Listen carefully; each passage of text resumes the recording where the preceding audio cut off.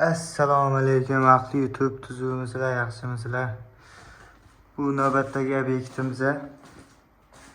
Bu oldin o'zi elektrikasi bu bo'lgan, biz переделка ishlarini qilib berganmiz. Oldin tabletka galagellar turgan bo'lgan, hozir mana ko'p turganlaridek treklar, podsvetkalar qilib berganmiz. Hamma joydagi переделкаlar.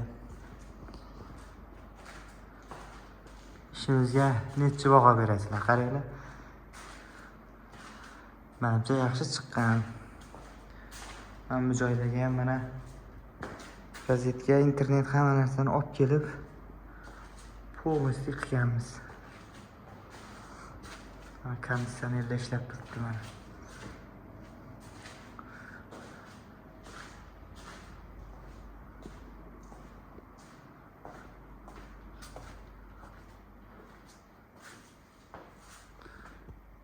Chotki chiqqan mana. Hozir endi o'zi mana bu zal bilan koridor qilishimiz kerak edi. Endi uy egasi bu yoqlarni ham mana buzdiryapti. Hozir bularni ham переделка qilyapmiz.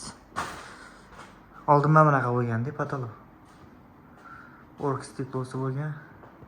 Yoqmayotgan ekan. Shuni olib tashlab hozir xudo xohlasa bu ham xuddi bu yoqlardek bo'ladi. Mana shunday bo'ladi. Nima deb o'ylaysiz? Ork stikloda turgani yaxshimidi yoki men bunaqa bo'lgani yaxshimi? Bitta ham ork stiklo bor edi mana shu yerda. Xuddi anaqaga o'xshardi. Cherkovga kirganga o'xshardi mana shu yerda. Kirsangiz ork stiklodan bir naqshlar nimadir bor edi.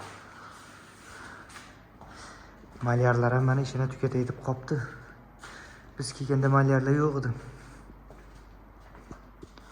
Mana shu yerga ham ork stiklo qilishgan edi, mana shu chekkasiga mana bu tiyagalar yo'q edi.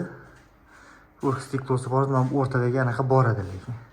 Hamma bu tabletka galagellar turgandi. Shu bu yoqda ham buzishni boshladik mana.